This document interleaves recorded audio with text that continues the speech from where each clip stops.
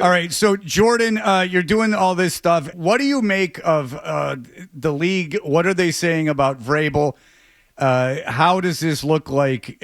What is the confidence of this team and the expectations of this team in league circles? I think they're going to – the confidence is extremely high. I thought they did extraordinarily well in the draft, and the Will Campbell pick was great, but I thought they did really well. I mean, the Kyle Williams selection, he was one of those guys that the league was much higher on than I think the media or the fans even realized. Out of Washington State, he's really going to be a day one impact player, and I think he's going to become one of Drake Maye's favorite targets. I just love that selection. And just in general, the offseason they have, obviously Milton Williams was a huge get.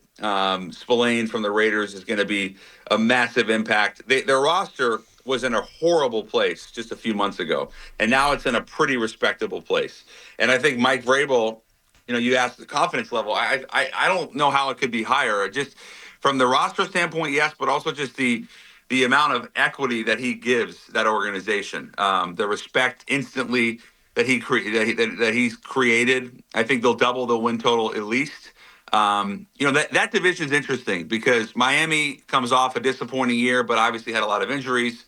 We expect the Jets to be better.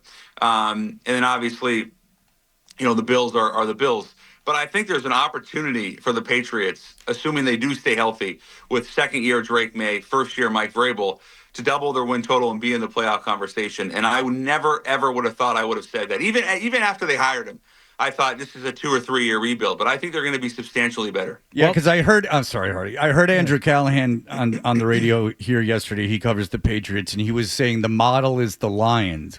And he was saying 2027 to be a real Super Bowl contender if you hit in these drafts. Like that to get impact edge rushers and receivers, you really need to hit on them in the draft. And with the maturation of Drake Maye, 2027 is a reasonable goal for being a Super Bowl contender if everything goes right. If you hit on impact offensive players like the Lions did too. And edge rushers like the Lions did too. When do you think, if everything lands right, that the Patriots could be a real title contender? I think, 27 feels right. Just thinking about the division. I mean, the AFC is really, really, really tough.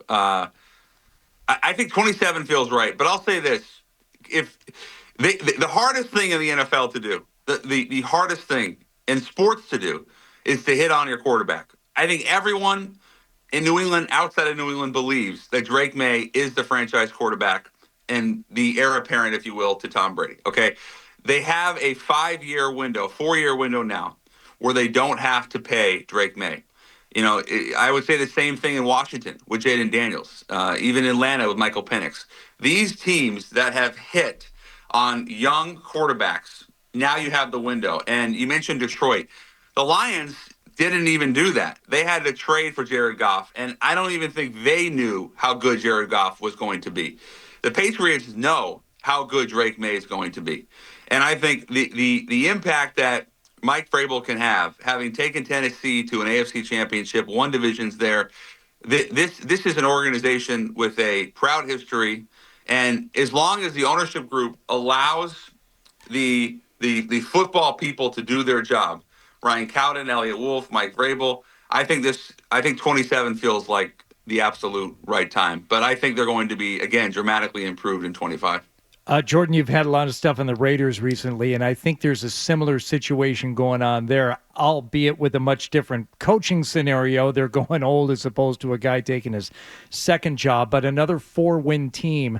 Mm-hmm. Do you think that's another team that's looking at, hey, we may not be playoff bound, especially considering the division that they play in, but could they be looking at doubling up their win total? Do you have high expectations for them and like the I do, yeah. The Vegas fan base viewing that as a huge success if they're able to vastly improve upon last year and still miss the playoffs? I do. The reason, if you go back just a few months with Pete Carroll, he wasn't the number one target.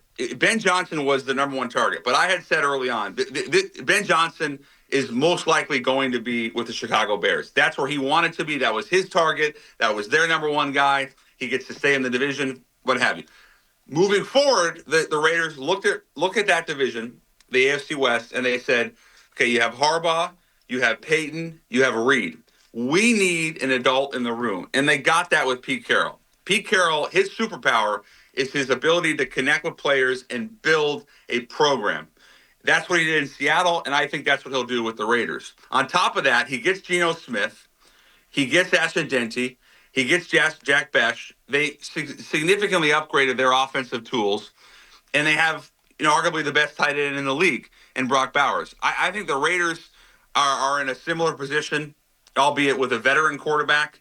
But anytime you have someone who you really believe in as a head coach, which the Raiders have, you're in a good position. But like the Patriots, they needed to and did vastly upgrade their offensive and really just their personnel as a whole. So that division, to me, is the best division in football, considering the Chargers, Broncos, and Chiefs. So I don't know if it's a double, but they will be a lot better, a lot more competitive.